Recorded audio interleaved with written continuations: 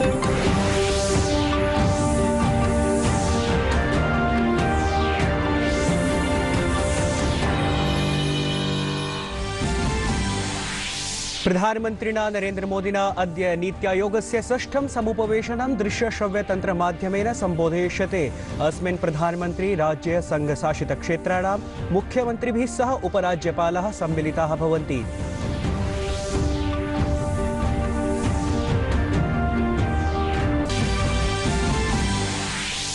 भारत-चीनयोः मध्ये अद्य मालेस्थानके 10मम् उच्चस्तरीय सैन्योपवेशनं भविता। अस्मिन् उपवेशने सीमा संघर्ष विषयिकी चर्चा संभवितास्ति।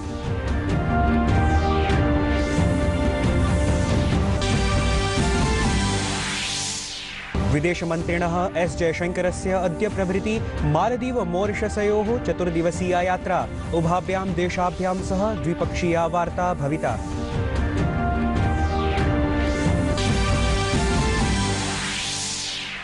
ओडिया चलचित्रं कालीर अतीत ऑस्कर पुरस्कारार्थं नामाङ्कितं जातम्। एतत् चलचित्रं सामान्य श्रेण्यां नामाङ्कितं कृतमस्ति।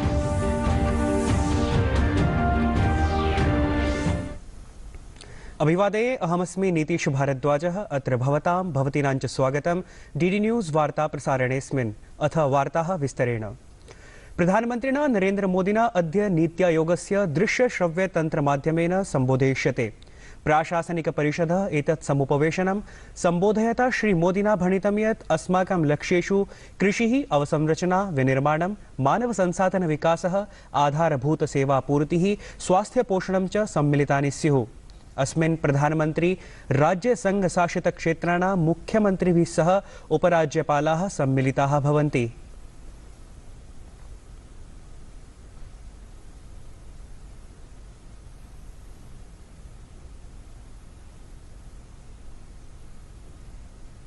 भारत-चीनयोः मध्ये अद्य मालेस्थानके 10मम् उच्चस्तरीय सैन्योपवेशनं भविता। अस्मिन् उपवेशने सीमा संघर्ष विषयिकी चर्चा संभवितास्ति। ध्यास्पदमस्ति यत् सैन्यक्षेत्रस्य कूटनीतिक तटीय विचार विमर्शात् परं भारतीयसेनासु अपि चीन पीपुल्स लिबरेशन सैन्यभटेषु चापि वास्तविक नियन्त्रणरेखायाः अपसारण विषयिकी सहमतिः निर्मिता आसीत्। रक्षामन्त्रिणा राजनाथसिंहेन गतसप्ताहे उक्तमासीत् यत् चीनदेशेन सह वार्तावसरे भारतस्य रणनीतिः दृष्टिकोणश्च प्रधानमन्त्रिणः नरेन्द्रमोदिनः मार्गदर्शनाधारितम् आसीत्। भारतं न कदापि स्वभूमेरे अंश अधिग्रहणस्यापि अनुमतिं नैव प्रदास्यति। एतदतिरिच्य चीनदेशेन प्रथमवारं स्वीकृतं यत् भारत-चीनयोः मध्ये पारस्परिक संघर्षे तस्य भटाः मृत्युमुपगताः आसन्। प्रधानमन्त्रिणा केरलप्रदेशाय नैकाः विकासपरियोजनाः समुद्घोषिताः। दृश्यश्रव्यपरान्तर्जालीय माध्यमेन कार्यक्रमः एषः सम्पन्नः। केरलप्रदेशे विद्युन्नगरीय परियोजनानाम् उद्घाटन आधारशिला च श्रीमोदिना स्थापिता। प्रधानमन्त्रिणा निगदितं यत् परियोजनानां लक्ष्यं भारतस्य स्वप्नपूरणाय, मत्स्यपालनान्, आर्थिकसंवर्धनाय च वर्तते। प्रधानमन्त्रिणा निगदितं यत् विकासः सुशासनं च जातिधर्मात् परं स्यात्, तदेव उत्तमतया सुशासनं च प्रतिस्थापितं भविष्यति। प्रधानमन्त्रिणा नरेन्द्रमोदिना गतदिवसे विश्वभारती विश्वविद्यालयस्य दीक्षान्त समारोहः दृश्यश्रव्यतन्त्रमाध्यमेन सम्बोधितः। अस्मिन् अवसरे सः प्रावोचत् यत् नवीनशिक्षानीतिः शोध-नवाचारक्षेत्रं च सुदृढीकृत्य आत्मनिर्भर निर्माणदिशि महत्त्वपूर्णः पदक्रमः सिद्धो भविष्यति। तेन कथितं यत् अत्र बहवः विद्वांसः ज्ञानविज्ञानक्षेत्रेषु च निष्णाताः सन्ति। केचित् स्वज्ञानोपयोगम् आतङ्काय, हिंस्रघटनायै च कुर्वन्ति, परं बहवः ईदृशाः सन्ति ये चिकित्सालयेषु, प्रयोगशालासु च स्वजीवनं समर्प्य मानवतायै कार्यं कुर्वन्ति, दृढसङ्कल्पिताश्च सन्ति। प्रधानमन्त्रिणा अध्यर्थितं यत् सर्वैः सकारात्मक मनोस्थितिः एव अनुपालनीया। दीक्षान्त समारोहे तेन प्रतिपादितं यत् विद्यार्थिभिः ज्ञानस्य अनवरतं सृजनविकासं च कुर्वन् राष्ट्रस्य विविधतासु एकतायाः संरक्षणम् अवश्यमेव कुर्यात्।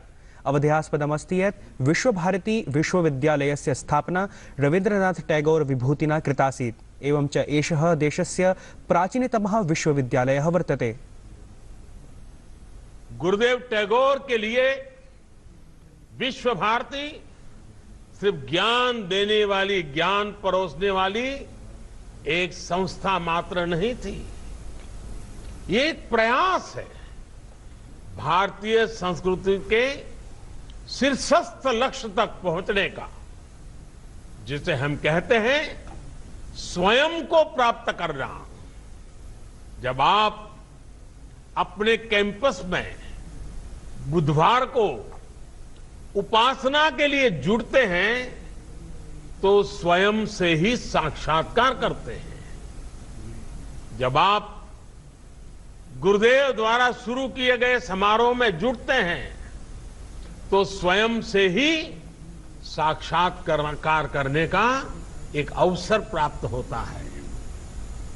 जब गुरुदेव कहते हैं आलो अमर आलो ओगो आलो भुवन भारा, तो ये उस प्रकाश के लिए ही आह्वान है जो हमारी चेतना को जागृत करती है। प्रधानमन्त्रिणा श्री नरेन्द्र मोदिना भारत ऑस्ट्रेलिया चक्रीय अर्थव्यवस्था हैकाथॉन इति कार्यक्रमः सम्बोधितः। प्रधानमन्त्री नरेन्द्र मोदी प्रावोचत् यत् अस्मत् पारिस्थितिकीय नियन्त्रण संतुलनयोः मध्ये चक्रीय अर्थव्यवस्था महत्वपूर्णां सिद्ध्यति। असौ परान्तर्जालीय माध्यमेन कार्यक्रमम् इमं सम्बोधितवान्। कार्यक्रमेऽस्मिन् भारत ऑस्ट्रेलिया देशाभ्यां नूतनानि समाधानानि सम्प्रस्तुतानि। प्रधानमन्त्रिणा श्री मोदिना कार्यक्रमं सम्बोधयता भणितं यत् वस्तूनां पुनर्चक्रणं पुनरुपयोगश्च अस्माकं जीवनस्य प्रमुखो अंगो वर्तते। तेन उपभोगस्य प्रवृत्तिकारणात् पारिस्थितिकीय दुष्प्रभावेषु ध्यानाकर्षणं कृतम्। This hackathon has seen innovative solutions from Indian and Australian students, startups and entrepreneurs. These innovations show your commitment to the philosophy of circular economy.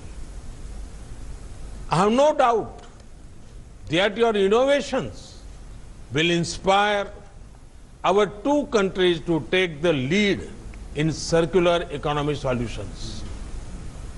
And for that, we must now also explore ways to scale up and incubate these ideas. प्रधानमन्त्रिणा कोरोनापत्काले Bharat Australia देशयोः पारस्परिक सहयोग सम्बन्धानामपि चर्चा कृता। The strong India-Australia partnership will play an important role in shaping the post-COVID world. And our youth, our young innovators, our startups will be at the forefront of this partnership. केन्द्रीय गृहमन्त्रिणः अमित शाहस्य पश्चिम बंगालस्य नैर्वाचनिकी यात्रा समाप्ता जाता। अमित शाहेन ह्यः स्वयात्रायाः द्वितीये दिवसे राष्ट्रिय पुस्तकालये शौर्याञ्जलि कार्यक्रमे भागः गृहीतः। हुतिङ्गतेभ्यः वीरभटेभ्यः श्रद्धाञ्जलिः च समर्पिता। स्वसम्बोधने अमित शाहेन भणितं यत् सुभाष चन्द्र बसुवर्यस्य 25-उत्तरैकशततम जयन्तीवर्षः न केवलं स्मरणदिवसो वर्तते, परं देशाय स्वतन्त्रतायै सर्वेषां हुतिङ्गतानां जीवनं जनमानसहृदयस्थापनदिवसो वर्तते। एवं च ते सर्वे वीराः अस्मभ्यं प्रेरका आदर्शाश्च स्युः इति। केन्द्रीय गृहमन्त्रिणा अमित शाहेन नवदेहल्यां केन्द्रीयारक्षितारक्षिबलस्य इतिहासगहनाध्ययनानन्तरं सारगर्भितपुस्तकस्य विमोचनं कृतम्। पुस्तकमेतत् 20 वर्षाणाम् इतिहासस्य प्रामाणिकं पत्रसङ्ग्रहत्वेन विद्यते। अस्मिन् अवसरे केन्द्रीयारक्षितारक्षिबलस्य महानिदेशकः केन्द्रीय गृहसचिवः चापि उपस्थितः आसन्। अस्मिन् अवसरे आरक्षिबलेन वीरभटानां सम्माने प्रतीकचिह्नमपि प्रसारितम्। गृहमन्त्रिणा भणितं यत् पुस्तके अस्मिन् पूर्वयोद्धानां साहसिक इतिहासो समुल्लिखितो वर्तते। एवं च पुस्तकमेतत् देशस्य यूनः देशसुरक्षायै सम्प्रेरयिष्यते। सीआरपीएफ का स्वरूप भी ये 85 सालों में बहुत बदला है। अलग अलग प्रकार की ड्यूटियां, अलग अलग प्रकार के काम सीआरपीएफ के सर पर दिए गए। सभी जगह आपने सफलता के साथ इसको अंजाम दिया है। जम्मू कश्मीर का सबसे प्रतिकूल मोर्चा हो, नॉर्थ ईस्ट के जंगल हो या फिर माओवादियों के खिलाफ लड़ना हो, सीआरपीएफ के जवानों ने कभी पीठ नहीं दिखाई और देश की सुरक्षा को, देश की सीमाओं को सुरक्षित रखने के लिए हमेशा अपनी जान की बाजी लगाई और इस सब जगह आंतरिक सुरक्षा को ठीक करने के लिए सीआरपीएफ ने एक स्वर्णिम इतिहास की रचना की है और मैं मानता हूं कि इस पुस्तक से इसको उजागर करने में हमें बहुत। केंद्रीय मंत्रिणा प्रकाश जावडेकरेण लक्षद्वीपे अटल पर्यावरण भवनं समुद्घाटितम्।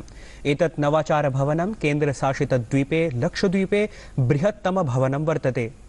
भवनस्यास्य विशेषता वर्तते यदेतत् सम्पूर्णतया पर्यावरणानुकूलं वर्तते। अस्मिन् जैव विविधतानुसन्धानयुक्तानि सौविध्यानि समुपलब्धानि सन्ति। ओडिया चलचित्रं कालीर अतीत ऑस्कर पुरस्कारार्थं नामाङ्कितं जातम्। एतत् चलचित्रं सामान्य श्रेण्यां नामाङ्कितं कृतम्।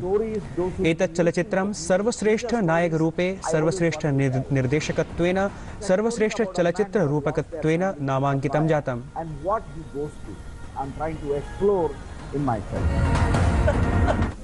चलचित्र समारोह निर्देशालयेन 68तमेभ्यः राष्ट्रीय चलचित्र पुरस्काराणां प्रविष्टयः समामन्त्रिताः। एतदर्थं मार्च मासस्य 12 दिनाङ्कपर्यन्तम् अन्तर्जालीय माध्यमेन आवेदनं कर्तुं शक्यते।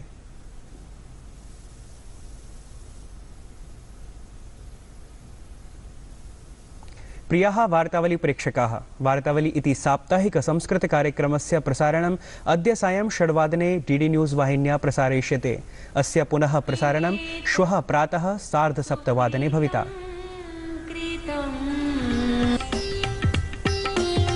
संस्कृत का योगदान यदि आप हम मुझसे पूछें आज क्या रहा, तो मैं बताऊंगा कि संस्कृत ने मेरे व्यक्तित्व के निर्माण में बहुत बड़ी भूमिका निभाई।